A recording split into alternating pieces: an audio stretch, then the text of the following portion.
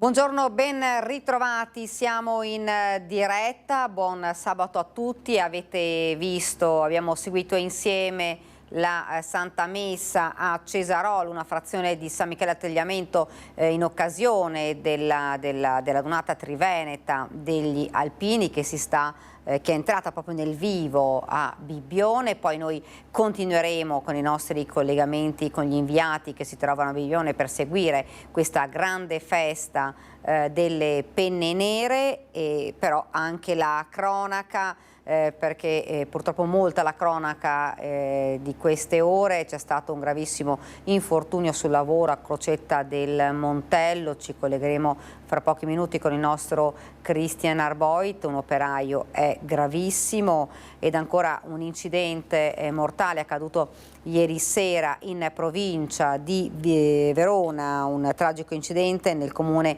di Zevio. Durante la serata di ieri, in base alle prime informazioni, un motociclista di 35 anni ha perso la vita in seguito ad uno scontro con un trattore. L'incidente sarebbe avvenuto nei pressi di via Sant'Antonio, a breve distanza dall'abitazione dell'uomo. Secondo le prime ricostruzioni, il motociclista non sarebbe riuscito ad evitare l'impatto con il mezzo agricolo. Quest'ultimo sarebbe stato condotto da una donna che dai primi riscontri non è da escludere possa essere stata colta da un malore alla guida. La dinamica esatta dell'incidente ad ogni modo è ancora al vaglio dei carabinieri che sono intervenuti sul posto e stanno cercando di ricostruire ogni fase di questo sinistro. Sul posto sono intervenute un'ambulanza e un'auto medica di Verona Emergenza, di cui il personale ha fatto il possibile per salvare la vita del 35enne, ma i traumi, le ferite riportate erano troppo gravi. Ed ora una notizia invece che arriva da Belluno, ma che coinvolge la provincia di Treviso, perché un uomo originario della provincia di Treviso, armato di pistola, è stato arrestato dai carabinieri a Belluno. È stato arrestato per porto illegale di arma. I carabinieri sono intervenuti in un'area non distante dal comando provinciale di Viale Europa, dopo che avevano ricevuto una segnalazione della possibile presenza dell'uomo armato. Diramato l'allerta a tutte le forze di polizia, i carabinieri hanno avviato una imponente azione di ricerca su tutto il territorio, dispiegando decine di uomini e mezzi per la sua individuazione e setacciando diverse zone. Individuato il soggetto e messo in sicurezza l'area dell'intervento al fine di evitare la presenza di persone o mezzi durante l'operazione dei carabinieri, i militari hanno proceduto con estrema prudenza e determinazione sino a giungere alla sua cattura. L'uomo è stato portato ovviamente in caserma dei carabinieri. L'arma e il munizionamento, perché aveva anche le munizioni, tutto è stato posto sotto sequestro e ovviamente ci sono indagini per capire, ad accertare il perché di questa arma, che doveva essere solo ad uso sportivo e non poteva trasportare, invece l'aveva con sé nel centro di Belluno. Questa dunque la notizia, ma vi avevo parlato prima di un gravissimo infortunio sul lavoro, l'ennesimo infortunio sul lavoro. Ce ne parla, perché lo vedo già collegato con noi, il nostro Christian Arboit. Christian, buongiorno. Sì, buongiorno Daniela, a te e a tutti i telespettatori di Antena 3, anche da parte di Tommaso Migot che sta curando la parte tecnica. Tommaso, che adesso vi mostra l'ingresso dell'azienda dove si è registrato il fatto e dove è parcheggiata l'auto dello Spisal, il servizio che si occupa di sicurezza sul lavoro per conto dell'ULS 2 Marca Trevigiana. Le indagini sono in corso per capire cosa è successo questa mattina verso le 8, quando un uomo che stava operando sul tetto è precipitato. Pare con ogni probabilità che sia crollato il lucernario. Da lì un volo di quasi 10 metri, con l'uomo che ha battuto violentemente a terra, e lì è stato soccorso. Sul posto sono subito arrivati gli operatori del SUEM 118 di Treviso, i carabinieri, e per l'appunto lo Spisal. Si deve capire per l'appunto la dinamica di questo incidente. Parliamo di lavori in quota, quindi bisogna capire se l'uomo fosse in qualche modo assicurato, imbragato, se fossero presenti delle linee vita sulla copertura, insomma le ricostruzioni che di solito avvengono quando parliamo di questi incidenti. Appunto nel gergo sono lavori in quota. Dico bene, sindaco Marianella Tormena? Sì, per quanto io possa capirne certamente sì. Ecco, tra l'altro sono quelli più rischiosi e la cronaca, soprattutto nella Marca Trevigiana, ci racconta di continui incidenti e di tante cadute. Ovviamente ogni storia a sé, ci sono delle indagini in corso.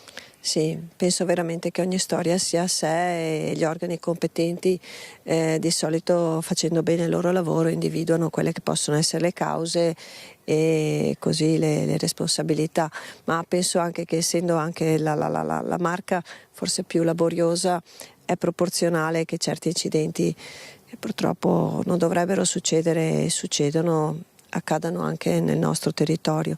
Il ragionamento secondo me si sposta un po' sull'insegnamento e sulla formazione, in modo che le aziende trovino l'humus adatto per poi agire correttamente.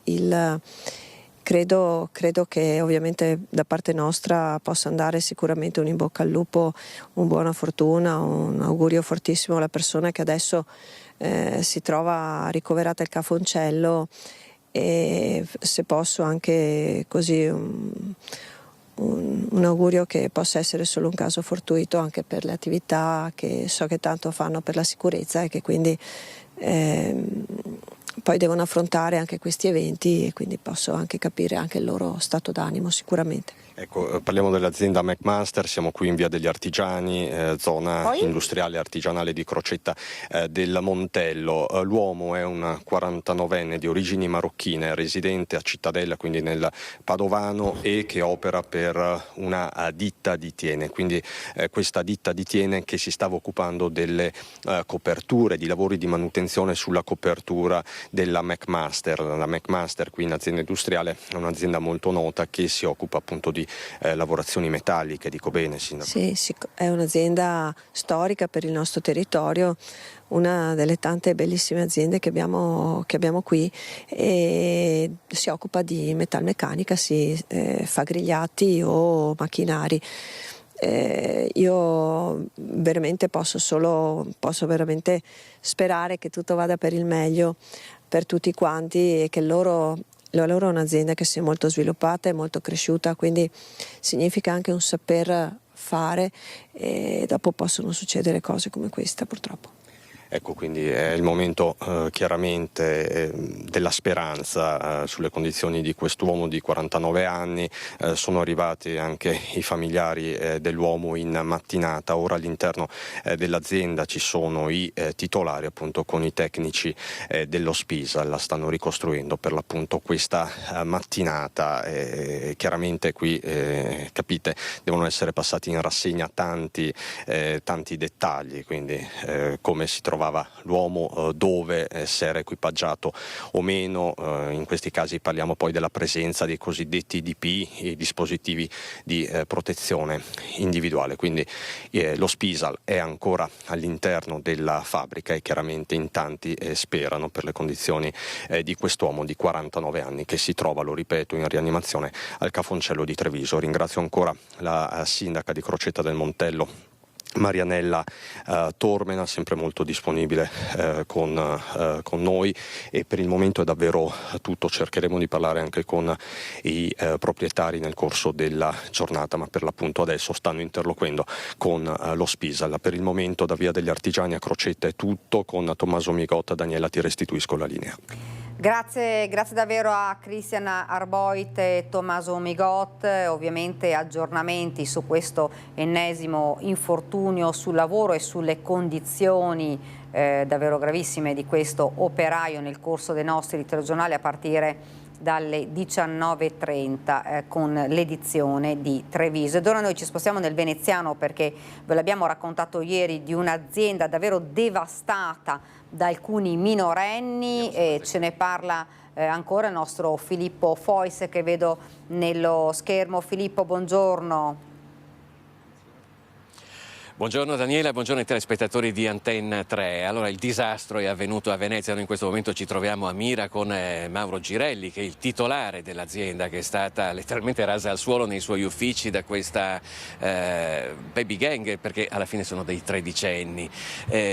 Abbiamo detto che l'azienda adesso è ferma, soprattutto sono stati distrutti tutti i computer che poi sono collegati alle macchine che contribuiscono a costruire i serramenti che fa la sua azienda a Sant'Elena. Che previsioni ci sono per la ripartenza? Abbiamo già detto che i danni superano i 100.000 euro. Allora, la previsione è intanto la prossima settimana saremo chiusi e penso, se saremo bravi, di fare metà della settimana dopo, quindi 2 settimane e mezzo di chiusura. Che cosa significa per un'azienda? Beh, per un'azienda a livello artigianale diciamo, è un danno importante perché oltre al fermo azienda abbiamo le consegne ferme, non possiamo iniziare assolutamente nulla e io, come dicevo, ho mandato delle mail ai miei clienti dicendogli di pazientare. Purtroppo per questo evento che ci è capitato, e devo dire la verità, ci hanno molto sostenuto e hanno capito il momento difficile per la nostra azienda. Anche perché siete in 8 a lavorare per questa azienda, per cui insomma sono diverse famiglie che ci contano. Certo, e qui devo anche ringraziare i miei collaboratori che mi sono stati molto vicini perché sentono l'azienda a loro, e quindi questo mi ha fatto molto piacere. Ecco, noi abbiamo trasmesso le immagini che ci ha fornito Mauro su quello che è successo in questa azienda. Sono 3 tredicenni che poi sono stati arrestati dai carabinieri, i quali tra l'altro hanno fatto correre un rischio anche alla città di Venezia piuttosto grosso, perché hanno tentato di appiccare il fuoco in 5 punti diversi di questa ditta. In quel caso le conseguenze naturalmente sarebbero state molto gravi, non solo per il fatto del fuoco, ma anche per il fatto che ci sono dei solventi, delle sostanze che possono veramente fare molto male all'aria. Però c'è una novità, Mauro Girelli ieri ha ricevuto una visita inaspettata.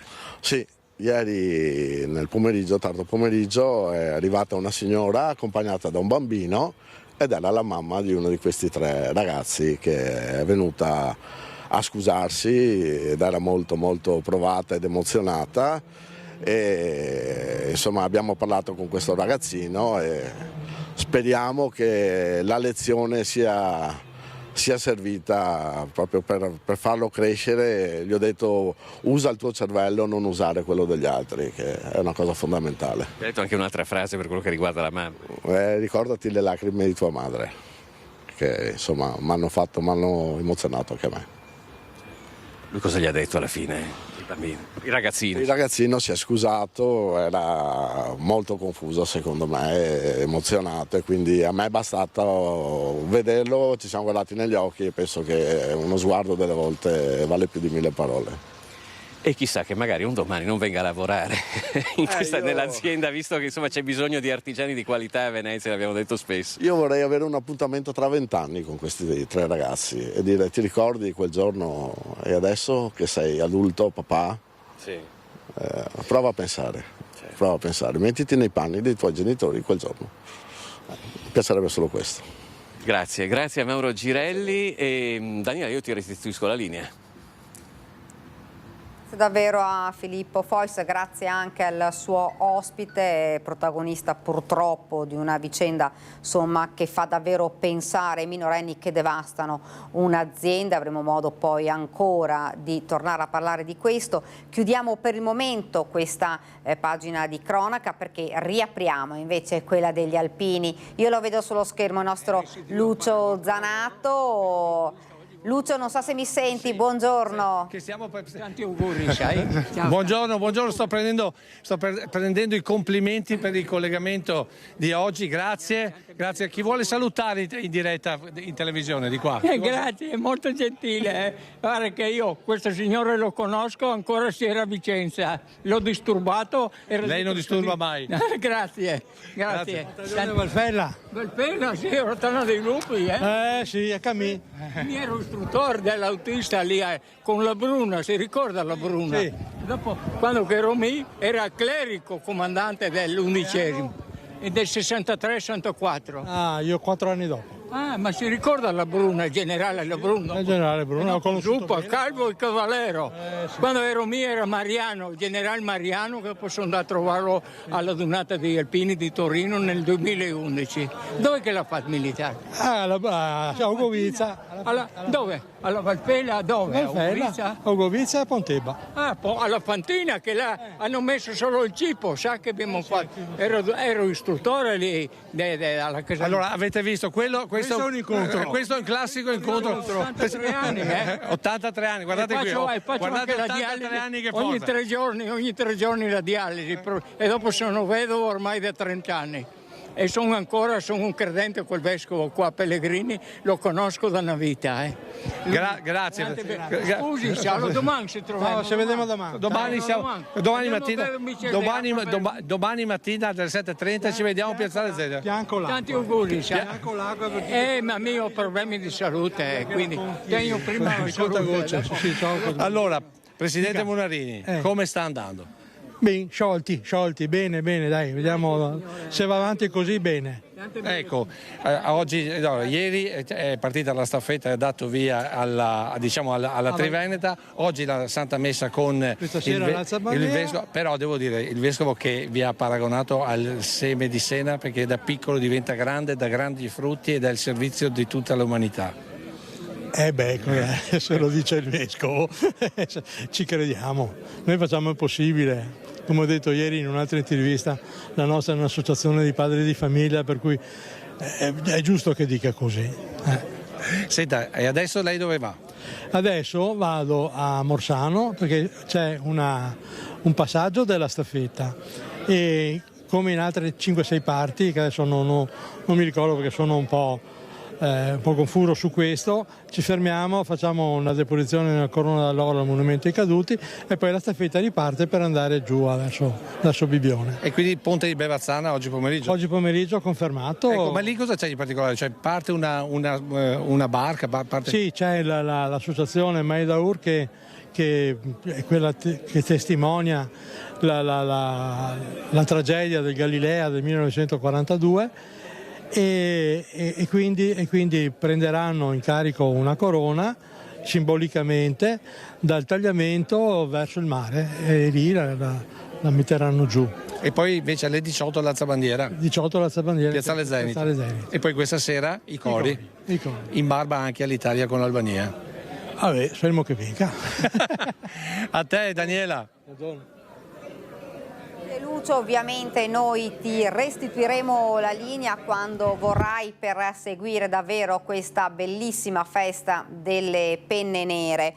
Torniamo però a parlare di cronaca perché un latitante tedesco condannato per traffico internazionale di droga è stato rintracciato e catturato dai carabinieri in un camping a Cavallino Tre Porti. I carabinieri di San Donà sono intervenuti nella struttura ricettiva dopo che alla 112 era giunta una segnalazione della possibile presenza in un camping del litorale iesolano di un turista tedesco che era ricercato dalla polizia. I militari hanno così accertato che sull'uomo un 38enne pendeva dal novembre del 2023 un mandato di arresto europeo emesso dalla Corte distrettuale di Overijssel in Olanda per traffico internazionale di sostanze stupefacenti per fatti avvenuti nel 2017 quando aveva pilotato un aereo privato che trasportava ben 60 kg di eroina tra l'Olanda e la Germania ed il Regno Unito. Il latitante che è stato portato in carcere a Venezia dovrà espiare una pena di 5 anni e 6 mesi di reclusione. Ed ora torniamo invece a parlare di un'altra tragedia, quella di via Prati a Vigonza. Ieri c'è stato un nuovo sopralluogo nella zona, nell'abitazione dove viveva Giada Zanola, 33enne, uccisa dal compagno che l'ha gettata dal cavalcavia sull'autostrada. L'ipotesi che Giada Zanola sia stata stordita prima di essere lanciata dal cavalcavia sulla A4 a Vigonza dal compagno Andrea Favero è quella che maggiormente convince gli investigatori. Le conferme arriveranno dall'esame tossicologico effettuato durante l'autopsia della 33enne bresciana uccisa la notte del 29 maggio scorso, ma ci sarebbero anche dei riscontri dalle perquisizioni fatte nei giorni scorsi dai poliziotti della squadra mobile nella casa di via Prati dove Giada Zanola viveva con il suo compagno. L'ipotesi dell'assunzione di farmaci era stata presa in considerazione anche dopo la testimonianza di un'amica della 33enne che agli inquirenti, dopo il delitto, ha raccontato che Giada le aveva confessato di avere il timore che Andrea Favero la drogasse. Le immagini delle telecamere di sorveglianza di via Prati a Vigonza inoltre inquadrano sempre e solo la macchina della coppia passare e nessuna persona a piedi. Questo non coincide con la prima versione fornita da Favero al momento del fermo, quando ha dichiarato che la compagna era uscita da sola a piedi e lui in un secondo momento l'aveva raggiunta e caricata in auto. In realtà Giada potrebbe essere stata fatta salire in auto viva, ma stordita e dunque incapace di difendersi e reagire. Ieri intanto gli agenti sono nuovamente tornati nell'abitazione posta sotto sequestro per prelevare ulteriori dispositivi elettronici come l'apparecchio per il collegamento wifi, un elemento utile a capire fino a che ora il cellulare di Giada, che ancora non si trova, sia stato agganciato alla cella di casa. Ed ora andiamo invece a Vicenza, dove i residenti chiedono di salvare una zona, un cuore verde che si trova nel quartiere Ferrovieri. Ma sentiamo, perché ce ne parla il nostro Daniele Garbin. Daniele, buongiorno, che lo vedo già con due ospiti.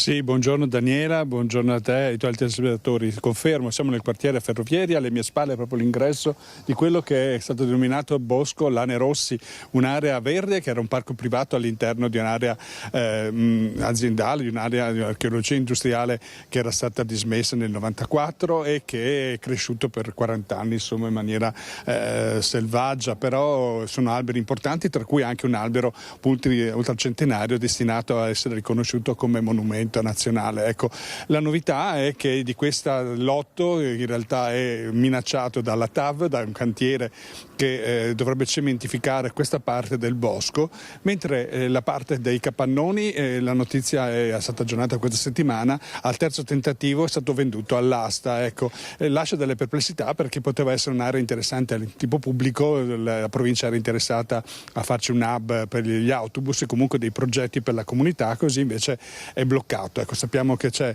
una parte del progetto che verrà espropriato da Iricav e comunque ci sono delle interrogazioni del Consiglio Comunale, ce ne parla Elena in questo momento, le perplessità di fronte a questo. Sì, noi abbiamo visto le interrogazioni dei consiglieri, ma secondo noi non viene proprio colto il punto, perché qua non si tratta di tutelare un albero o una piccola parte di bosco, qua si tratta di tutelare l'ambiente e la salute, ok? Qua non è solo il problema dei cantieri, il problema è anche che passerà una strada ad alto scorrimento e di quel pezzettino di bosco che poi si vorrà salvare cosa resterà. Allora, parlare anche del fatto di ripiantumare a cantieri finiti è un po' miope come visione, perché il problema ambientale di salute è qui, è ora ed è oggi, non è fra 10-15 anni dopo che il polmone verde sarà stato abbattuto e il terreno impermeabilizzato. Il polmone verde va salvato adesso e va salvato per i polmoni verdi, scusate, perché stiamo parlando di 50.000 metri quadrati in tutta Vicenza che verranno abbattuti per far spazio a cemento e a strade, ok? E questo è. Ecco, diciamo che loro fanno parte dei comitati, un po' della galassia ambientalista che si sono raggruppati in questa che è la battaglia, ecco, per cui state unendo e soprattutto coinvolgendo i cittadini, innanzitutto con una petizione, vero? Sì, abbiamo indetto una petizione che adesso ha raccolto quasi 25.000 firme. È una petizione che porta al fulcro del problema. Il problema è il progetto TAV, non è l'abbattimento di un po' di alberi o altro.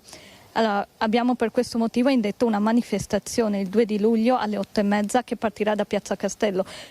Questa manifestazione porterà il bosco al comune, perché il comune dopo diversi inviti non è mai arrivato qui, e quindi saremo noi a portare simbolicamente anche queste 25.000 firme per vedere cosa effettivamente la cittadinanza di Vicenza e non solo vuole. Ecco, grazie Samà, buon lavoro intanto. E proprio per la testimonianza di questo coinvolgimento, di questa unione tra i comitati e i cittadini del quartiere, abbiamo raccolto proprio le opinioni, lanciamo un servizio e con questo poi restituiamo la linea allo studio. 11.000 metri quadri di bosco urbano a rischio cementificazione. Il bosco Lanerossi, un cuore verde nel quartiere Ferrovieri che secondo il progetto della TAV è destinato a diventare area di cantiere per la realizzazione del tratto cittadino della linea ferroviaria alta velocità, alta capacità. Uno scempio a cui si è opposto un gruppo di cittadini che hanno promosso una petizione che ha già superato le 20.000 firme. Anche i residenti sono intenzionati a difendere il bosco spontaneo cresciuto dopo 30 anni nell'area della fabbrica pettinatura Lanerossi. Alla fiaccolata sotto la pioggia erano presenti oltre 600 persone. Sinceramente questo parco qua è proprio bellissimo, è stata una scoperta, ci veniamo spesso con le bambine e in generale è una grande risorsa perché è proprio in mezzo alle case, in una zona, tra l'altro il Parco delle Trone è più in là, insomma bisogna attraversare tutte le strade per le famiglie, è veramente bello ed è un peccato perderlo. Qui si può fare anche educazione ambientale, ci stavano spiegando che ci sono un sacco di animali. Negli ultimi 6 mesi diciamo che ogni volta che piove un po' di più siamo a rischio idrico. La risposta non può essere cementificare zone che invece aiutano a drenare l'acqua che viene e a mitigare comunque in qualche modo gli effetti del cambiamento climatico. È un polmone verde ed è stupendo, è veramente bellissimo. Anche la fabbrica secondo me dovrebbe essere messa in sicurezza e mantenuta così com'è. Ne abbiamo bisogno di terreno e di alberi, è necessario assolutamente, quindi il lavoro che vogliono fare è uno scempio in città veramente. Penso che appunto bisognerebbe cercare di proteggerlo e vedere alternative per la posa di questo cantiere. Bisognerebbe cercare di mantenerlo, magari ripulendolo, facendo delle opere tra virgolette utili per la comunità, sarebbe anche per il quartiere sarebbe utile. Finché si guarda semplicemente da satellite non sembra enorme, dopo appena ci si viene dentro ci si rende conto che anche semplicemente l'aria è diversa e insomma per chiunque venite a farci un giro, provatelo sulla vostra pelle. Sono Renzo Rizzi, ispettore delle guardie zoofili dell'ENPA. Noi siamo qua oggi per verificare un attimo come sta la nidificazione, perché con la nidificazione in corso non si possono abbattere gli alberi, è stato fatto almeno un controllo su tutti gli alberi. Quindi noi oggi facciamo una verifica un attimo ad occhio, vedremo insomma come si potrà procedere o come si metterà la situazione, ecco, con quello che sta succedendo. Ed ora ci fermiamo per qualche istante proprio di pubblicità, poi ci ricollegheremo ancora con il nostro Lucio Zanato, il nostro inviato che si trova a Bibbione per la dunata triveneta delle Pene Nere.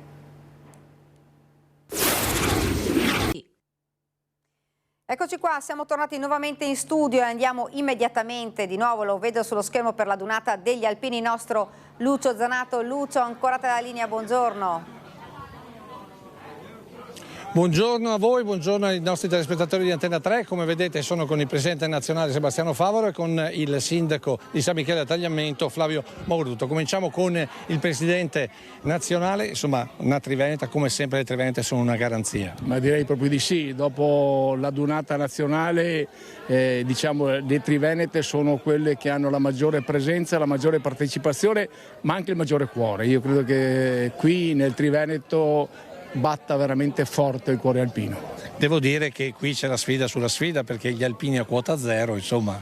Ma noi siamo così, li abbiamo battezzati così amichevolmente da tanti anni fa, ma per dire cose, che dire che gli alpini partono da zero e vanno su e non hanno limiti perché il limite unico che hanno è quello del saper dare. Ecco appunto, saper dare, che poi è stato anche un punto dell'omelia del Vescovo oggi durante la celebrazione della Santa Messa, questo seme di senape piccolino che invece poi diventa un albero grandissimo che dà ombra a tutti e permette agli uccelli di nidificare, un po' la parabola degli alpini. Certo, io direi, poi l'ha anche detto, che gli alpini sono come il piccolo seme, in effetti gli alpini sono questo, partono da poco, costruiscono, ci mettono il cuore, ci mettono l'entusiasmo, ci mettono soprattutto, lasciatemelo dire, proprio per ricordare quello che abbiamo fatto stamattina andando a messa, ci mettono la fede, quello quello che è fondamentale, quello che è base per poter poi costruire un futuro anche per tutti. Ecco, parlando di futuro, sta funzionando tantissimo l'iniziativa che lei ha voluto fortemente, quella dei campi scuola. Direi di sì, i campi scuola, a dir la verità, erano nati già 30 anni fa, ma erano finalizzati solo ai ragazzini dagli 8 ai 14 anni. Io ho chiesto al Consiglio Direttivo Nazionale poco prima del Covid,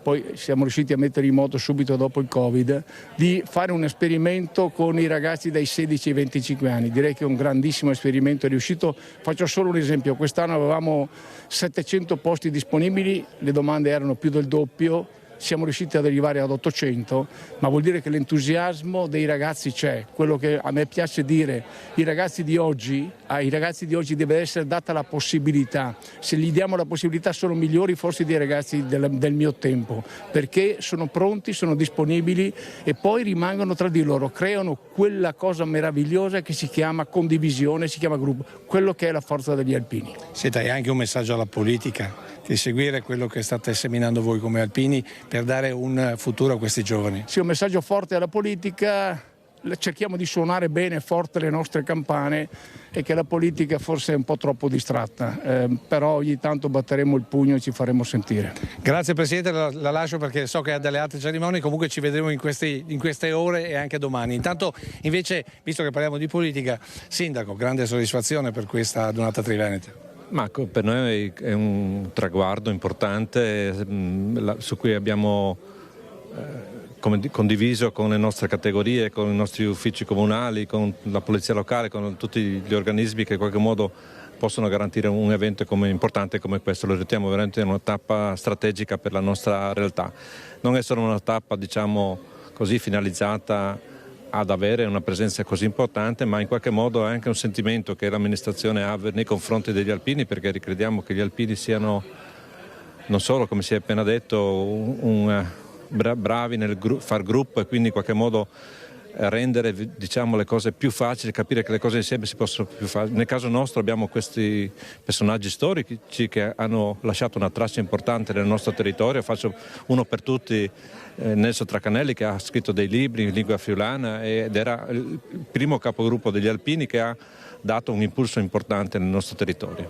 Io credo che loro siano delle persone che sono sempre presenti nei momenti di bisogno, nei momenti di necessità, come donatori di sangue, come protezione civile, nella vicinanza alle persone anziane, quindi hanno dei valori importanti che attraverso anche questa manifestazione noi vogliamo confermare e in qualche modo evidenziare, proprio perché grazie a loro, grazie a questo spirito possa continuare questa motivazione e possa essere trasmessa anche alle future generazioni, come mi pare è stato appena detto. Appunto, future generazioni, giovani, degli insegnamenti. Voi avete una località, diciamo, di divertimento come Bibione e quindi un insegnamento per stare nel divertimento, nelle regole, è fondamentale.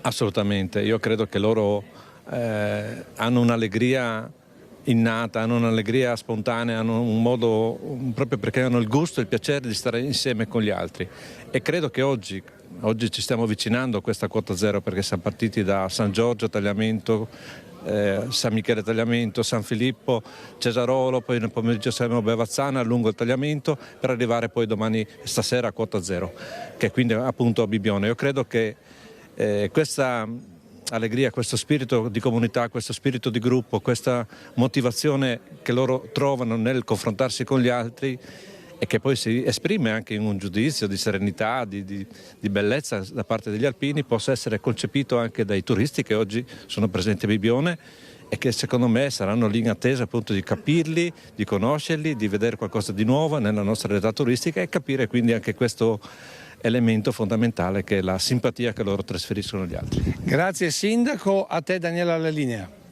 Grazie davvero al Sindaco, grazie anche al nostro Lucio Zanato che insomma riavremo ancora con noi in questa nostra prima edizione per continuare a raccontarvi di questa adunata triveneta degli alpini. Ora andiamo invece a Padova perché si allarga la crepa sull'argine del Bacchiglione, ce ne parla la nostra Valentina Visentini. Valentina, buongiorno. Sì, buongiorno Daniela, noi siamo proprio lungo l'argine del Bacchiglione a Padova, nella zona golenale della Paltana, quella più bassa, quella anche più fragile della città, che andò sott'acqua nel 2010 durante l'alluvione, ma che ha risentito notevolmente anche dei recenti episodi di maltempo molto frequenti nella nostra città. Quella che adesso inquadra Cristian Roque Allende è lo smottamento di terra che ha interessato questa parte di argine del Bacchiglione a causa proprio delle recenti piogge, e lo smottamento di terra che si sta spostando verso il fiume ha creato una crepa sulla struttura della Padova Nuoto, impianto natatorio comunale padovano, attualmente è in gestione anche la Padova Canottaggio, e quindi questo smottamento sta interessando le strutture della Rarinantes Padova Nuoto e Padova Canottaggio. Il comune sta intervenendo, oggi le ruspe non ci sono perché è sabato, ma sono arrivate un paio di giorni fa. Qui con me c'è Marisa Galuppo, della presidente della Rarinantes, perché cerchiamo anche di focalizzare la situazione, le condizioni di quell'altra parte di argine, sì, a completamento fino al ponte d'Aga, e la Cavana, che ha subito a causa di queste inondazioni ultime, ma soprattutto l'ultima, le più recenti, sono state 3 di seguito, per cui ci ha veramente provati questa situazione di maltempo. E praticamente anche nella parte sotto la Cavana, dove ci sono tutte le passerelle per accedere alle imbarcazioni, c'è una continua erosione, e anche lì l'argine avrebbe bisogno di una manutenzione seria, importante, per cui spero che l'amministrazione porti avanti la sistemazione di questa parte di argine. E comunque già ci è stato confermato che saranno rimesse delle bricole che sono andate perse, sì, rovinate, distrutte con queste piene, ma continuamente non sono solo le piene, è il continuo saliscendi del fiume che crea comunque sì, disagio, eccetera. Comunque le piene hanno proprio portato via dei pezzi anche di passerella. Sì, esatto, sono tipo le bricole veneziane e servono appunto a dare stabilità alle passerelle, sono punto di appoggio anche per le persone che devono scendere. Sono strumenti di sicurezza in un certo senso per l'argine. Anche perché ci raccontava il fiume in questo periodo è stato piuttosto irruento. Sì, veramente nei giorni passati, adesso l'acqua è calma, per cui mi sembra quasi impossibile di averlo visto, invece una corrente veramente forte che ci ha impedito anche proprio di uscire in barca. Anche i vogatori più esperti non hanno avuto il coraggio anzi, per prudenza, insomma, si cerca di non mettersi in pericolo, per cui veramente il fiume era io imparo a conoscerlo adesso, insomma, perché l'ho frequentato di recente, e in effetti, insomma, il fiume fa paura quando si ingrossa. Dunque un intervento che parte da quel punto, un intervento del comune che è già iniziato, e ce lo spiega il vice sindaco di Padova Andrea Michalizzi, e io restituisco la linea allo studio. Da alcuni anni stavamo monitorando un piccolo movimento dell'argine verso il fiume. Con le piene degli ultimi mesi questo spostamento si è aggravato, e per questo abbiamo deciso, di concerto con il Genio Civile, di effettuare un intervento di messa in sicurezza dell'argine. In questi giorni quindi stiamo rinforzando l'arginatura, fermandola, mettendo una palificazione tra l'argine e il fiume, in modo da arrestare il movimento verso l'acqua. Al termine di questa operazione l'argine poi verrà consolidato e quindi poi stabilizzato. Ecco, un intervento che parla di cura, di messa in sicurezza di argini che con le piene di questi mesi, ma anche degli anni passati, insomma, subiscono delle forti sollecitazioni, quindi è importante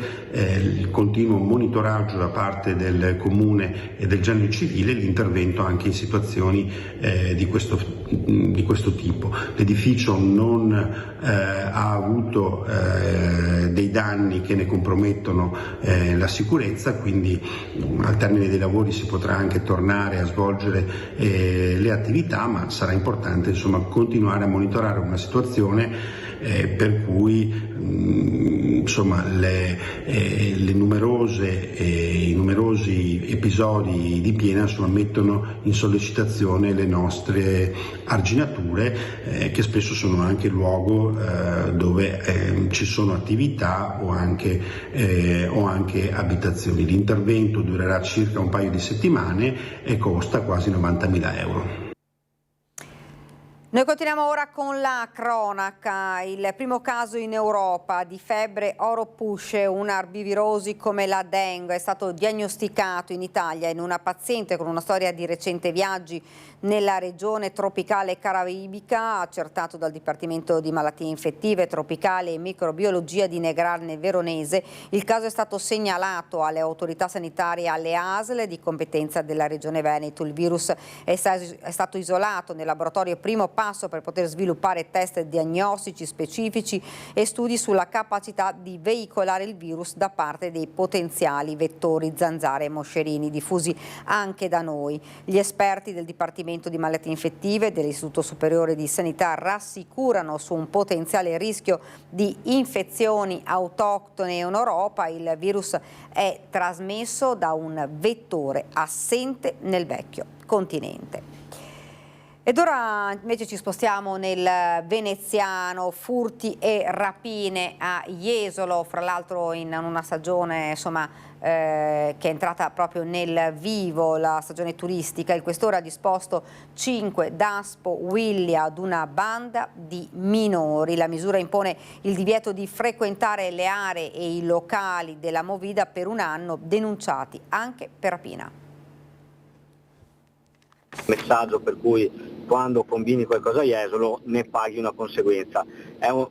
Non è la prima volta che succede, quindi questo è assolutamente il tipo di messaggio che voglio dare e che ci permette di dire che piano piano siamo riusciti nel tempo a migliorare molto la situazione di sicurezza nella nostra città e a portarla sotto controllo. Così commenta il sindaco di Jesolo la decisione del questore di Venezia di disporre 5 daspo Willy nei confronti di altrettanti minorenni al termine di un'intensa attività di indagine nella località balneare e in seguito a 3 denunce presentate al commissariato nelle ultime settimane da alcuni giovani che avrebbero subito in 2 diverse serate aggressione, furto di denaro, oggetti preziosi e indumenti di marca nella zona centrale jesolana interessata dalla movida notturna. I minorenni sarebbero tutti originari di Treviso. Dal Covid assistiamo a un abbassamento della tolleranza probabilmente anche sociale rispetto alla violenza, rispetto anche al consumo di bevande alcoliche, di sostanze stupefacenti, quindi esiste anche un limite rispetto a quello che possono fare le forze dell'ordine e anche l'amministrazione comunale e quanto dovrebbe fare la società nel suo complesso e l'educazione. Tra i casi segnalati potrebbe esserci anche quello denunciato ai nostri microfoni lo scorso 27 aprile. Oltre alle informazioni fornite dalle persone offese, importantissime anche le immagini delle telecamere di videosorveglianza della zona. Il daspo Willy dispone l'interdizione della frequenza dei locali pubblici e aree urbane prossime a questi ultimi soggetti ritenuti responsabili di fatti che abbiano destato particolare allarme sociale e siano stati lesivi dell'ordine e della sicurezza pubblica. I 5 sono stati deferiti all'autorità giudiziaria anche per il reato di rapina. Il messaggio del sindaco è chiaro. Jesolo è e resta un luogo di divertimento, ma un divertimento sano e dentro le regole, quindi chi viene a Jesolo per far casino, per violare la legge, non è un ospite gradito, quindi lo vogliamo dire in maniera chiara. Se vieni a Jesolo per fare questo non ti vogliamo, ecco. È un messaggio molto chiaro. Continuiamo con la cronaca, andiamo a Tiene nel Vicentino, ha strattonato la convivente e le ha rubato la borsetta, i carabinieri lo hanno rintracciato e lo hanno arrestato. È stata strattonata da un uomo che poi si è dato alla fuga con la sua borsa. È successo nel quartiere Bosco a Tiene. I carabinieri intervenuti hanno rintracciato in una via limitrofa un cittadino straniero ancora in possesso della refurtiva e lo hanno immediatamente bloccato. Dagli accertamenti dei militari dell'Arma è emerso che la persona fermata prima di impossessarsi della borsa aveva anche aggredito verbalmente e fisicamente la donna con la quale aveva in essere un rapporto di convivenza. L'uomo è stato arrestato in flagranza per il reato di rapina e portato in carcere a disposizione dell'autorità giudiziaria berica. Per l'indagato è scattato il provvedimento dell'allontanamento dalla casa familiare. Ed ora ancora a Bibbione dagli Alpini con il nostro Omar Costantini, l'altro inviato che sta seguendo questa adunata triveneta delle penne nere. Omar, buongiorno. Sì, buongiorno. Scusate, buongiorno anche agli amici di Antenna 3, siamo qui all'interno proprio dell'area ricavata di fronte alla sede della polizia locale di San Michele Tagliamento Bibbione, dove c'è questa mostra che racconta un po' tutta la storia degli alpini dagli albori fino ai giorni nostri. Allora ne approfittiamo, volevamo sentire i ragazzi dei campi scuola, però sono a rancio, come si dice, sono a mangiare anche loro, e vista l'ora, insomma, buon appetito. Allora, Bondi, allora, innanzitutto spieghiamo come nasce questa mostra, perché bisogna mantenere viva, no? Non far dimenticare e soprattutto ricordare coloro che hanno combattuto con le penne nere. Sì, intanto buongiorno ai telespettatori. Questa è una mostra che vuole far conoscere l'Associazione Nazionale Alpini per quelli che sono i pilastri fondanti della nostra associazione fin dal 1919, ovvero sia la memoria, il ricordo di chi ha sacrificato per dovere nel servire la patria e poi nel motto di ricordare i caduti onorando i vivi, il volontariato che gli alpini dell'associazione, gli alpini in congedo, possono svolgere come protezione civile, ma anche in tantissime altre attività che non sempre sono conosciute. Una di queste è l'attività storico-culturale didattica, che ormai da tanti anni diverse sezioni con i rispettivi centri studi propongono come collaborazione alle scuole. Vuoi per la storia, vuoi per il volontariato, vuoi per la presenza sociale e civile in mezzo alle nostre comunità, cerchiamo di contribuire da cittadini attivi, anche alpini, non solo alpini, a un benessere, diciamo, sociale con le conoscenze, perché si faccia tesoro di quello che è stato e il buono e il bello possa continuare e gli errori possibilmente non si ripetano. Ecco, questa è la mostra che sarà visitabile per tutta la 3 giorni, compresa chiaramente anche domenica. Ringraziamo il signor Giuseppe Nicoletto, sono del centro studi della sezione di Padova e sono il coordinatore dei centri studi sezionali delle sezioni del Triveneto. Grazie e buon lavoro, come si dice in questi casi. Vi ripasso la linea, se avrete bisogno, insomma, siamo qua. Grazie davvero ad Omar, grazie. Poi quando vorrà ci potrà richiedere la linea, noi andiamo avanti, vi presento l'ospite che ci ha raggiunto qua in studio, quindi apriamo una pagina politica, ma non parleremo solo di politica, è la sindaca riconfermata di Carbonera, Federica Ortolan, buongiorno. Buongiorno a tutti. Dunque, riconfermata quindi nel segno anche lei della continuità, quindi i progetti che avete iniziato insomma saranno portati a termine, Sindaco? Beh, sicuramente abbiamo appunto tanti progetti sia nel cassetto ma anche lavori che sono già stati affidati in questi mesi, insomma, che adesso un po' alla volta vedremo portati, insomma, attuati, ecco, sul territorio. Ecco, il più importante, quello a cui lei dice teneva maggiormente? Beh, sicuramente diciamo il Palazzetto dello Sport di Carbonera, ecco, è stato un lavoro di questi passati 5 anni, insomma, che adesso si sta concludendo e quindi avremo appunto la soddisfazione di poterlo inaugurare a breve, ecco, a favore della cittadinanza e delle associazioni sportive che poi da settembre potranno usufruirne. Sindaco, la soddisfazione insomma di una riconferma che si aspettava, ecco. Sì, diciamo che il lavoro di questi 5 anni è stato comunque assiduo, insomma c'è stato un bel impegno da parte nostra, insomma ci abbiamo messo tutti noi stessi, tutto il cuore, tutto l'amore per il territorio e quindi in qualche modo speravamo, ecco, in questa riconferma, però ovviamente poi il clima, insomma, lo si misura nel momento delle elezioni, non si è mai certi. Certo. Sindaco, io parlerei di un argomento che insomma ha riguardato anche il territorio di Carbonera, so che ci sono anche dei progetti in atto, perché lo abbiamo visto, lo abbiamo raccontato in questa nostra prima edizione di minorenni che si sono resi protagonisti a Venezia di un fatto davvero grave, quello insomma di aver danneggiato, distrutto, devastato un'azienda, insomma con persone che ecco, le rivediamo le immagini, davvero non possiamo neanche definirlo incidente, davvero una situazione gravissima, perché le persone lavorano e poi si trovano insomma di fronte a questo scenario, e ricordiamo davvero ragazzini. Ma non solo questo, perché lo abbiamo raccontato anche poco fa, dei minorenni a Jesolo che sono stati allontanati con un DASPO proprio per furti e rapine, insomma situazione difficile anche qui, insomma nel vivo del turismo, della stagione turistica a Jesolo. Di certo insomma queste situazioni non fanno bene né alla località balneare né tantomeno al turismo, e si torna, Sindaco, purtroppo a parlare proprio di baby gang, baby vandali, perché c'è di tutto, e riguarda ragazzini che sono davvero giovanissimi, cioè parliamo dai 13 ai 16 anni, insomma, ed è davvero preoccupante. Certo.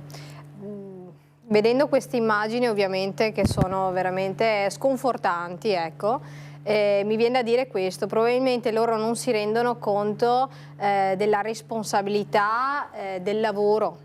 Cioè non c'è la consapevolezza di quanto si fatica ad arrivare appunto ad avere un'azienda, a mettere a disposizione comunque dei mezzi, a offrire dei servizi, e quindi loro magari per noi una sera, per passare il tempo, hanno pensato bene di danneggiare questa azienda, perché non c'è la concezione del valore del denaro e della responsabilità del lavoro.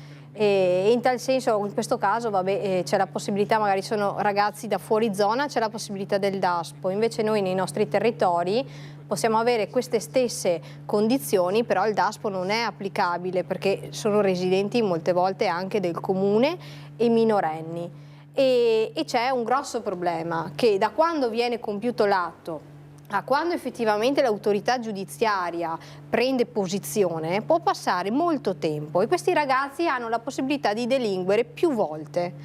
E in questo senso abbiamo cercato noi come amministrazione, ma probabilmente anche altri amministratori locali, di mettere un po' una pezza a questo tempo. Nel nostro caso abbiamo avviato con delle famiglie in particolare di ragazzi che erano i protagonisti di questi atti di violenza un progetto educativo lavorativo, proprio perché, visto che questi ragazzi molto spesso non vanno a scuola, devono essere impegnati durante il giorno a fare qualcosa di buono, qualcosa che può essere il lavoro, quindi in qualche modo avvicinarli al senso di responsabilità del lavoro. Responsabilizzarli. Poi certo, durante il giorno comunque lavorano, faticano, e poi alla sera arrivano anche un po' stanchi, quindi magari hanno anche meno voglia, meno energie, insomma, di andare in giro e spaccare tutto, ecco. Questo è, diciamo, la chiave che abbiamo trovato, e vediamo che in determinati soggetti sta funzionando, proprio perché i ragazzi poi presi singolarmente, educati, possono veramente dare un qualcosa in più, ecco. Quindi è anche un modo per salvarli, ecco, da un ozio, da un meccanismo sbagliato. Ecco, ragazzini annoiati, diciamo. Annoiati. Ragazzini annoiati, questa è la verità, perché di fatto non hanno nient'altro da fare, non hanno magari l'impegno della scuola, non hanno l'impegno dello sport, non hanno delle passioni culturali, non so, la musica o qualcosa che li impegna durante le giornate. Cosa fanno? Vanno in giro ad oziare, e la cosa che gli passa per la testa magari è anche quella di rompere e danneggiare una proprietà privata, ma quel privato, che sia privato o pubblico, quel privato dopo si trova a pagare di tasca sua i danni, perché molto spesso mancano le prove, e allora non bisogna aspettare 50 denunce prima di intervenire, bisogna mettere le pezze prima. Noi abbiamo trovato questa soluzione che sta funzionando. Quando è partito questo progetto? Più o meno è partito dal mese di aprile-maggio. Quanti ragazzini sono stati coinvolti? In particolare 2 ragazzini, è partito il progetto con 2 ragazzi che però in qualche modo erano i capobanda, ecco, quindi in qualche modo educarne 2 per educarne altri, ecco. Quindi a Carbonera funziona così: se ti comporti male e danneggi, finisci a lavorare, che non è posso dire, può essere una punizione per loro, però probabilmente è più un'opportunità che una punizione. Ecco. E che tipo di lavoro sono stati messi a fare? Allora, noi questo progetto l'abbiamo iniziato in collaborazione con la Cooperativa Alternativa. Cooperativa Alternativa è da anni impiegata nell'impiego di persone svantaggiate, ecco, e quindi ha anche un sistema, un'equipe di persone che possono non solamente seguire dal punto di vista lavorativo, ma anche dal punto di vista educativo e psicologico. Loro si occupano di agricoltura biologica, però anche di trasformazione dei prodotti e commercializzazione, come anche si occupano per conto dei comuni, degli enti locali o per enti terzi, insomma anche di lavori per esempio di cura del verde, di servizi cimiteriali, insomma hanno un parterre di lavori comunque molto ampio. Però nel caso di questi ragazzi, avvicinarli comunque all'agricoltura, alla terra, ecco, in qualche modo li fa fare un po' pace anche con se stessi e li rende consapevoli del lavoro che stanno facendo. Un'opportunità, sindaco, fra l'altro, di imparare anche un mestiere. Esatto, ecco, potrebbe essere anche un mestiere per loro. Noi ci fermiamo perché vedo che mi stanno lampeggiando, c'è la pubblicità, pochi istanti e torniamo in studio. Siamo tornati in studio, assieme a me il sindaco riconfermato di Carbonera, Federica Ortolan. Stiamo parlando di questo progetto importantissimo che coinvolge, insomma, diciamo, i ragazzini che si sono resi responsabili di fatti, insomma, molto poco carini e fatti vandalici, ma veri e propri, insomma, capi di baby gang. Molte volte dicono non è bello parlare di baby gang, però purtroppo di questo si tratta, lo stiamo vedendo in più occasioni. Non riguarda solo la provincia di Treviso, perché l'abbiamo visto anche in provincia Venezia, ma come in tutte le altre città. Abbiamo visto 2 ragazzini che sono stati coinvolti in questo progetto per, insomma, tenerli occupati e quindi, insomma, un po' stancarli, così hanno meno tempo per pensare ad azioni, insomma, di microcriminalità. E ci saranno altri ragazzini, insomma, che potrebbero essere coinvolti in questo progetto? Allora, diciamo che sicuramente ci sono altri ragazzini che sono all'attenzione dei servizi sociali, però appunto per il momento appunto questi sono i 2 soggetti che era appunto opportuni in qualche modo bloccare. Esatto. E poi però non è escluso che possano arrivare altri compagni di questa avventura, ecco. Quindi mi auguro anche che l'estate anche per questo motivo sia abbastanza tranquilla, perché di solito molti fatti succedono durante l'estate, quando i ragazzi non vanno a scuola e non fanno altro, ecco. Quindi può essere anche, ci aspettiamo, insomma, ci auguriamo che non succeda più nulla, però è probabile, insomma, che qualcuno... Questo potrebbe essere un po' un avvertimento di cercare di evitare, state attenti, insomma, che... Sì, una domanda che magari anche i telespettatori si pongono. In tutta questa problematica dei minori, le famiglie, ad esempio di questi 2, sono consapevoli di quello che i figli fanno? Cioè, c'è qualcosa? Perché molte volte dicono ma forse le famiglie non hanno fatto abbastanza. Allora, vi devo dire che le famiglie poi, a seconda dei casi, comunque al di là di questi 2 ragazzi, ma ce ne sono anche altri, insomma, le famiglie per un motivo o per l'altro hanno comunque delle loro difficoltà o di relazione col figlio oppure problematiche di altro tipo, ecco. Però sicuramente questi progetti partono comunque dalla consapevolezza della famiglia che qualcosa non va, perché la famiglia comunque è coinvolta in questa strategia educativa, essendo minorenni. Deve esserci per forza il consenso del genitore per avviare il progetto, quindi se c'è anche qualcosa che non va in famiglia, se non altro si sono resi conto del problema e si sono anche affidati, insomma, a queste proposte nuove che gli abbiamo fatto, ecco.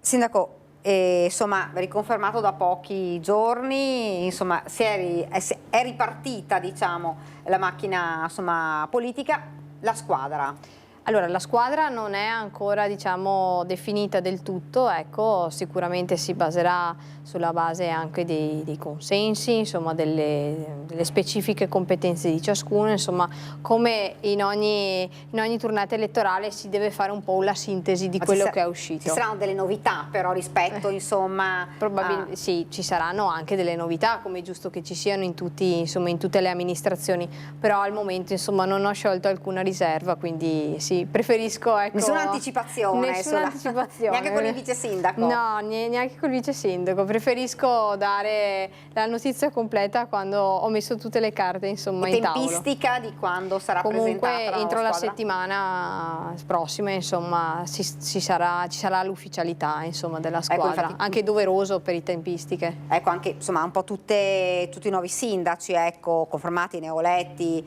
stanno formando le proprie squadre, quindi insomma a giorni conosceremo poi le squadre, quindi le giunte, gli assessori, i vice sindaci, insomma dei comuni che sono andati al voto nella scorsa tornata elettorale. Io non so se abbiamo il nostro Lucio Zanato che... Non ancora, perfetto, quindi noi possiamo andare avanti fino a che torniamo per l'ultimo collegamento, poi vi ricordo, insomma, questa sera poi ci sarà la diretta nei canali delle nostre emittenti proprio per seguire questa adunata triveneta a Bibbione e fortunatamente il tempo sta graziando, perché solitamente quando vediamo gli alpini c'è sempre il maltempo, purtroppo invece in questo caso fortunatamente c'è il sole. Insomma, gli alpini che poi lanciano sempre dei messaggi importantissimi, l'abbiamo sentito anche qua, insomma, il fatto della comunità, della solidarietà, del lavoro comune, dell'aiutarsi sempre, insomma messaggi davvero importanti. Le Penne Nere sono Sono un gran supporto. Per le amministrazioni, almeno nei piccole realtà come la nostra, Alpini e Associazione Nazionale dei Carabinieri compongono la protezione civile che serve nei momenti peggiori, insomma nelle difficoltà del maltempo ultimamente, qualche settimana fa erano loro in prima linea, ecco, ma come lo sono stati determinanti anche durante il periodo del Covid ed è bello che trasmettono sempre appunto questo senso di comunità, di responsabilità, di esserci, ecco, per gli altri concittadini, non stare in disparte ma mettersi sempre in prima linea per dare il buon esempio, ecco. Quindi sono comunque un tassello importante all'interno di una comunità. Ecco, nella speranza che arrivi l'estate, perché ultimamente, insomma, abbiamo visto, sembrava un autunno più che un'estate, e abbiamo visto, insomma, anche tante giornate davvero di pioggia, di maltempo e tante zone che si sono trovate davvero in grossa emergenza. L'abbiamo visto anche domenica scorsa a Giavera del Montello, ma non solo, quella è la zona. A Carbonera come è andata, insomma, negli ultimi giorni? C'è stato solo un episodio, fortunatamente, diciamo molto contenuto, perché gli allagamenti si sono concentrati in particolar modo sulle arterie stradali, su alcune zone, diciamo, più basse del comune, però comunque vuoi un po' per delle pulizie che erano state fatte, i corsi d'acqua anche nei giorni precedenti, e comunque una situazione anche di ordine dal punto di vista degli sfalci. In qualche modo la rete idrografica ha abbastanza tenuto per cercare, insomma, di non danneggiare le proprietà private. Però ovviamente dipende sempre dalla quantità poi di pioggia che scende, perché quando è troppo non c'è argine che tenga, ecco, in alcune situazioni veramente si può fare di ogni, ma si fa fatica a contenere il flusso d'acqua. E fra l'altro purtroppo a questi cambiamenti climatici dobbiamo ormai abituarci, perché abbiamo visto, insomma, che non ci sono più neanche le stagioni ben definite e purtroppo poi pioggia e tempeste ne abbiamo viste davvero in questi giorni. Io lo vedo già sullo schermo, lo vedo il nostro Lucio Zanato. Lucio, dove sei in questo momento? Buongiorno. Siamo rimasti a Cesarolo per fare il collegamento con te, perché ci sono 5 km di coda per arrivare a Bibione, per cui il collegamento che era previsto con il nostro Omar Costantini, lui è di TV12, però ovviamente fa parte della nostra famiglia e oggi è aggregato, come diciamo noi alpini, al reggimento che in questo momento sta seguendo il raduno triveneto del terzo raggruppamento, e lui è in coda, e quindi prendo io la linea da qui, ma anche perché va bene così, nel senso che partiamo da quello che è l'atto finale che abbiamo seguito in diretta oggi, per chi non ci ha seguito da questa mattina alle 10:55, ovvero la deposizione della corona d'alloro in ricordo ai caduti. Questo perché intanto vi faccio vedere ancora una volta questo monumento. Pensa che, Daniela, che questo è il secondo monumento costruito in Italia. È stato pensato nel 1919 ed è stato realizzato nel 1921, e quindi ti dà già l'emozione, la sensazione, ti fa capire insomma quanto la Grande Guerra sia stata sentita qui anche alle foci del Tagliamento. Noi che siamo, diciamo così, più Piave che non Tagliamento, pensiamo che la guerra si sia sentita sulle foci del fiume Sacro la Patria. In realtà, come vedi, diciamo che c'è un bel pensare e un bel ricordo dei nostri caduti.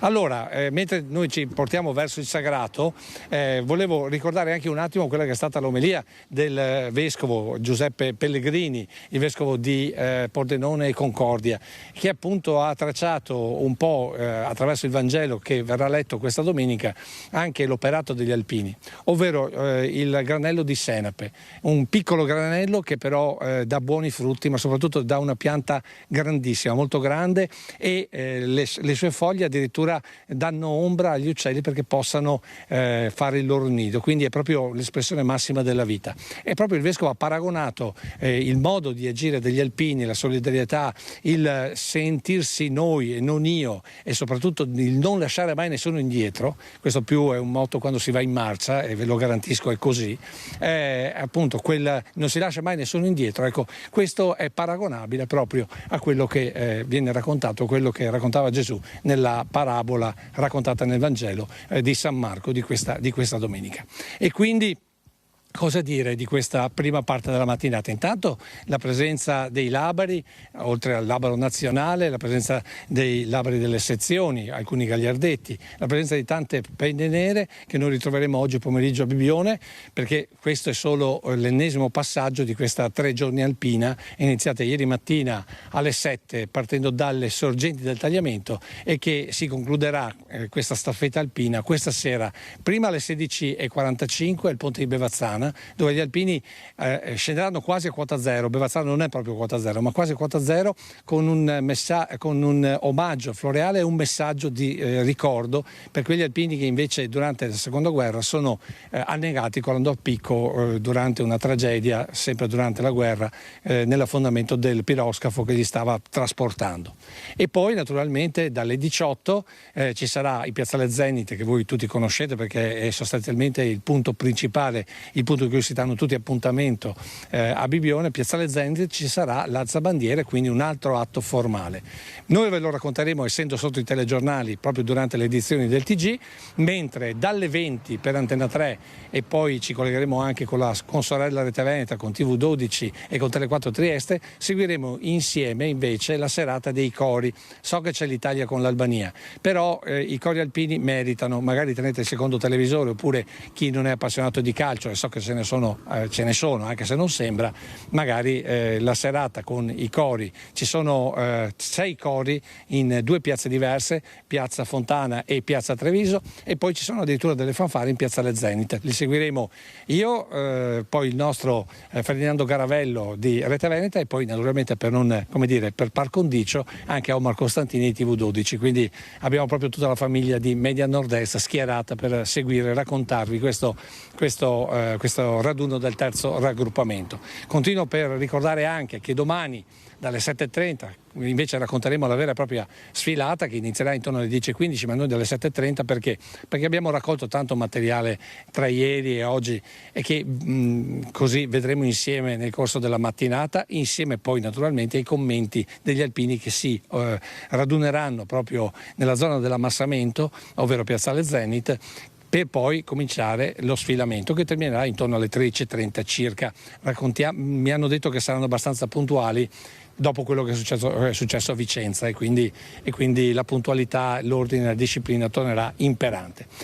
Io credo di averti raccontato sostanzialmente tutto di oggi pomeriggio, del proseguio delle prossime ore e anche di domani, però vi voglio lasciare con un servizio, perché una cosa che abbiamo notato in questi giorni intanto è il fatto che gli alpini non hanno paura di scendere in quota zero. Gli alpini normalmente sono in montagna, giusto? E invece quest'anno si ritrovano in riva al mare, proprio a quota zero, e quindi abbiamo chiesto agli alpini di tante zone del Veneto cosa vuol dire trovarsi qui a quota zero. E poi un'altra particolarità, ovvero gli stranieri, visto che intanto non so se lo sapete, ma Bibbione è la spiaggia che in questo momento supera per presenze turistiche addirittura Jesolo, e mi sembra un dato non da poco, e il 70% della presenza turistica è straniera, e questi stranieri, li abbiamo visti anche noi ieri, erano così meravigliati, alcuni simpaticamente stupiti di questi uomini che girano con questi cappelli e soprattutto con queste penne in testa, queste penne nere, bianche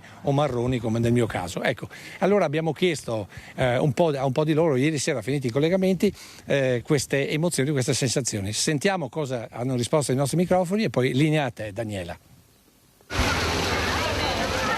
Da dove viene? Da Verona, provincia di Verona. Sensazione? Bellissima, perché prima volta che faccio una dunata a quota zero vicino al mare. Come ci si trova a quota zero?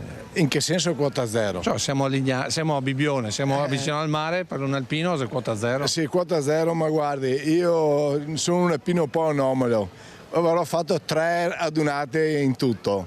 Sto cercando gli amici che non si trovano. Ecco, ma è venuto qui per l'adunata? Certo, ho trovato da dormire, ho provato a telefonare gli amici, ma penso siano già carichi perché le indicazioni non me le sanno dare. Ecco, comunque per un alpino però andare a sfilare al mare è una cosa un po' particolare. Sì, ma dai, la compagnia, il contesto, la compagnia è tutto. Come ci si sente a quota zero?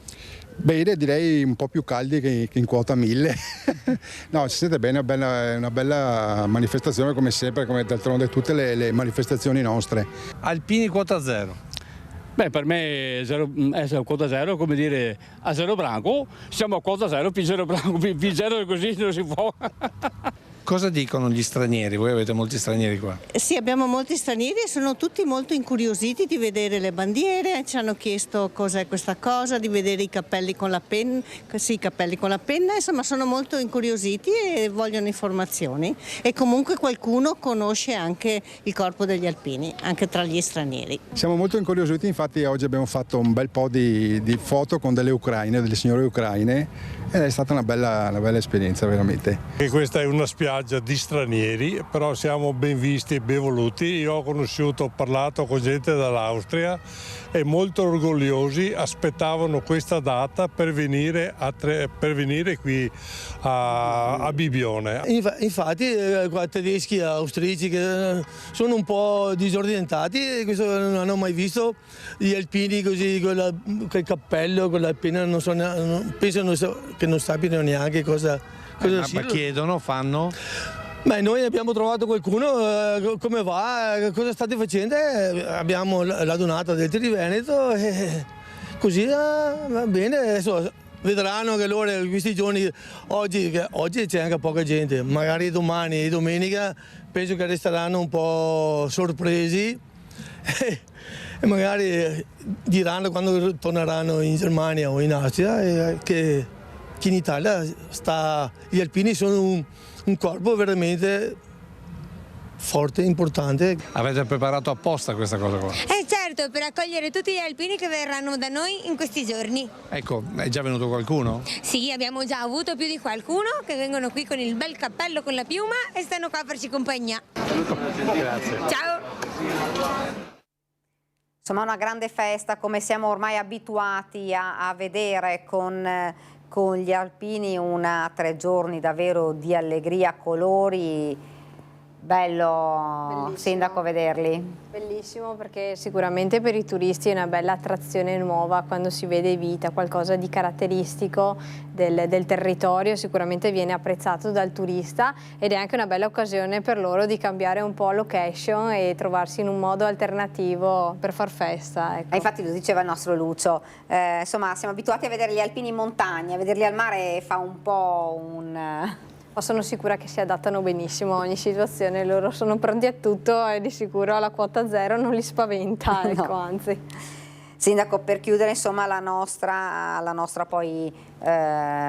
incontro, la nostra discussione sulla sua riconferma, ci diceva tra le opere la più importante è quella del palazzetto giusto dello sport. Ma abbiamo per esempio già avviato, abbiamo appaltato i lavori per la sistemazione antisismica ed energetica della scuola dell'infanzia di Mignagola, lavori che partiranno il prossimo luglio al termine delle attività scolastiche presso l'infanzia. E appunto sarà anche lì un bel cantiere da gestire col trasferimento dei bambini in un altro plesso scolastico col servizio di trasporto gratuito, ecco, e cercheremo insomma di farli accogliere in questo plesso insomma di Vascon al meglio, ecco, con tutti i comfort, con tutto quello che serve ai bambini più piccoli, ecco.